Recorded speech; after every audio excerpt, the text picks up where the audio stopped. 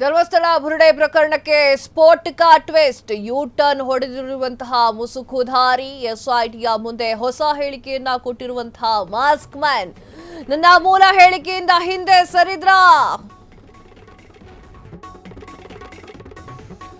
ಧರ್ಮಸ್ಥಳ ಬುರುಡೆ ಪ್ರಕರಣಕ್ಕೆ ಸ್ಫೋಟಕ twist U turn ಹೊಡೆದಾರ ಮುಸುಕುಧಾರಿ ಎಸ್ಐಟಿಯ ಮುಂದೆ ಹೊಸ ಹೇಳಿಕೆಯನ್ನ ಕೊಟ್ರ ಮಾಸ್ಕ್ ಮ್ಯಾನ್ ತಮ್ಮ ಮೂಲ ಹೇಳಿಕೆಯಿಂದ ಹಿಂದೆ ಸರಿದ್ರ ಇಡೀ ಪ್ರಕರಣಕ್ಕೆ ಹೊಸ ಆಯಾಮ ಸಿಗುತ್ತಾ ಹರಿದಾಡ್ತಾ ಇದೆ ಒಂದು ಸ್ಫೋಟಕ ಸುದ್ದಿ. ಇದನ್ನ ಫ್ರೀಡಂ ಟಿವಿ ಖಚಿತಪಡಿಸಿಲ್ಲ, ಆದರೆ ಹರಿದಾಡ್ತಿರುವಂತಹ ಸುದ್ದಿಯನ್ನ ಫ್ರೀಡಂ ಟಿವಿ ನಿಮ್ಮ ಮುಂದೆ ಇಡುವಂತಹ ಕೆಲಸವನ್ನ ಮಾಡ್ತಾ ಇದೆ.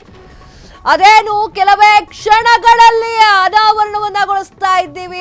ವೀಕ್ಷಕರೇ, ಹರಿದಾಡ್ತಾ ಇರುವಂತಹ ಸುದ್ದಿ ಅನಾಮಿಕ ದೂರುದಾರನ ಬಗ್ಗೆ ಆತ ಹೇಳಿರುವಂತ ಆ ಒಂದು ಹೇಳಿಕೆ ಸಾಕಷ್ಟು ಸಂಚಲನವನ್ನ ಮೂಡಿಸಿದೆ.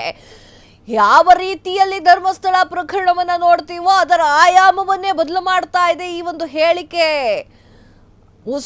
ಮುಸುಕುದಾರನ ಒಳಗಿರುವಂತಹ ನಿಜವಾದ ಮನುಷ್ಯ, ಆತನ ಮೂಲದ ವಿಚಾರ ಇದು. ಸಾಕಷ್ಟು ಊಹಾಪೋಹಗಳು ಚರ್ಚೆ ಆಗ್ತಾ ಇದೆ. ಇದನ್ನ ಫ್ರೀಡಂ ಟಿವಿ ಹೇಳ್ತಾ ಇಲ್ಲ, ಊಹಾಪೋಹಗಳು ಹರಿದಾಡ್ತಾ ಇರುವುದಕ್ಕೆ ಆ ವಿಚಾರವಾಗಿ ಮಾತನಾಡ್ತಾ ಇದ್ದಾರೆ. ಹೊರಗಡೆ ಏನ್ ನಡೀತಾ ಇದೆ ಎನ್ನುವಂತಹ ಸುದ್ದಿಯನ್ನ ನಿಮ್ಮ ಮುಂದೆ ತರುವಂತಹ ಪ್ರಯತ್ನವನ್ನ ಫ್ರೀಡಂ ಟಿವಿ ಮಾಡ್ತಾ ಇದೆ. ಇದು ಫ್ರೀಡಂ ಟಿವಿಯ ಅನಾಲಿಸಿಸ್ ಅಲ್ಲವೇ ಅಲ್ಲ. ಫ್ರೀಡಂ ಟಿವಿ ವಿಚಾರವಾಗಿ ಮಾತನಾಡ್ತಾನೆ ಇಲ್ಲ. ಫ್ರೀಡಂ ಟಿವಿಯ ವಿಚಾರವೇ ಇದಲ್ಲ. ಹೊರಗಡೆ ಹರಿದಾಡ್ತಾ ಇರುವಂತಹ ಸುದ್ದಿಯನ್ನ ಫ್ರೀಡಂ ಟಿವಿ ನಿಮ್ಮ ಬಳಿ ಇಡ್ತಾ ಇದ್ದೆ. ಯೂ ಟರ್ನ್ ತೆಗೆದುಕೊಂಡ್ರ ಮುಸುಕುಧಾರ ಎನ್ನುವಂತಹ ಪ್ರಶ್ನೆ ಈಗ ಉದ್ಭವ ಆಗ್ತಾ ಇದೆ.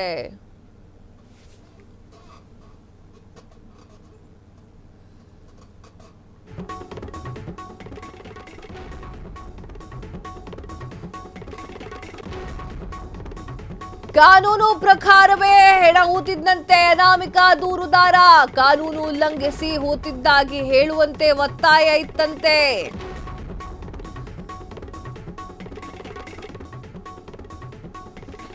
ಮೂಲ ಹೇಳಿಕೆಯಿಂದ ಹಿಂದೆ ಸರಿದರಂತೆ ಮಾಸ್ಕ್ ಮ್ಯಾನ್. ಕಾನೂನು ಪ್ರಕಾರವೇ ಹೆಣ ಹೂತಿಟ್ಟಿದ್ರಂತೆ.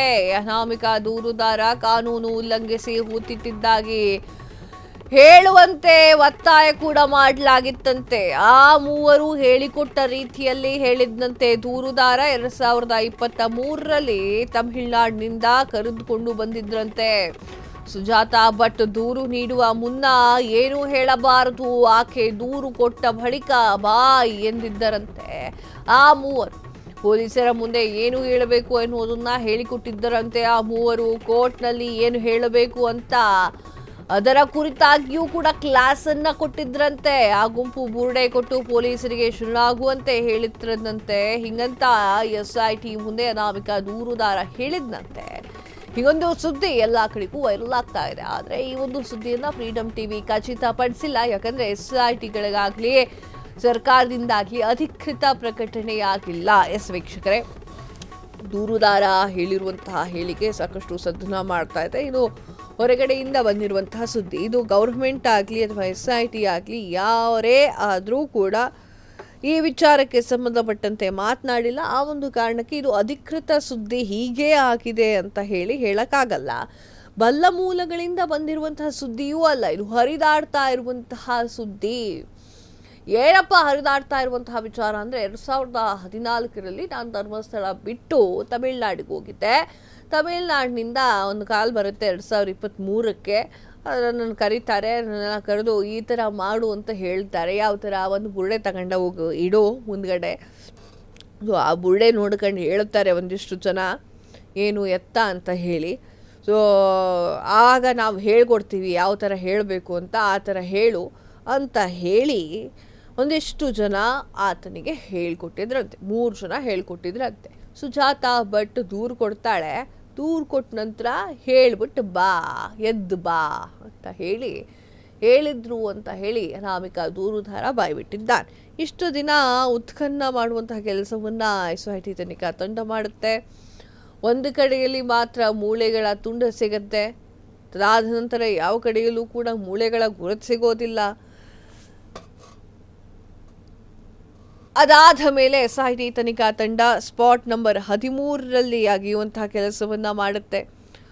ಅಗೆಯುವಂಥ ಕೆಲಸ ಮಾಡಿದಾಗ ಅಲ್ಲಿ ಒಂದಿಷ್ಟು ಉತ್ಖನನ ಮಾಡಿದಾಗ ಅಲ್ಲಿ ಒಂದಿಷ್ಟು ಕಳೆಬರ ಸಿಗುತ್ತೆ ಅಂತ ಅಂದ್ಕೊಳ್ಳುತ್ತೆ, ಬಟ್ ಅದು ಸಿಗೋದಿಲ್ಲ. ಸೊ ಆ ರೀತಿಯಾಗಿ ನೋಡ್ತಾ ಹೋಗೋದಾದ್ರೆ ಈಗ ಆತ ಹೇಳಿದ್ದಾನೆ ಎನ್ನುವಂತಹ ವಿಚಾರ ಏನು ಪ್ರಸಾರ ಆಗ್ತಾ ಇದೆಯಲ್ಲ, ಇದರ ವಿಚಾರವಾಗಿ ಯಾವುದೇ ಗೌರ್ಮೆಂಟ್ ಆಗಲಿ SIT ಆಗಲಿ ಯಾವುದೇ ಒಂದು ರೀತಿಯಾದ ಹೇಳಿಕೆಯನ್ನು ಕೂಡ ನೀಡಿಲ್ಲ. ಕ್ಷಣ ಕ್ಷಣದ ಸುದ್ದಿಗಳಿಗಾಗಿ ಫ್ರೀಡಂ ಟಿವಿ ಸಬ್ಸ್ಕ್ರೈಬ್ ಮಾಡಿ, ಲೈಕ್ ಮಾಡಿ ಹಾಗೂ ಫಾಲೋ ಮಾಡಿ. ಹೊಸ ಸುದ್ದಿಗಳ ನೋಟಿಫಿಕೇಶನ್ಗಾಗಿ ಬೆಲ್ ಐಕಾನ್ ಮೇಲೆ ಕ್ಲಿಕ್ ಮಾಡಿ.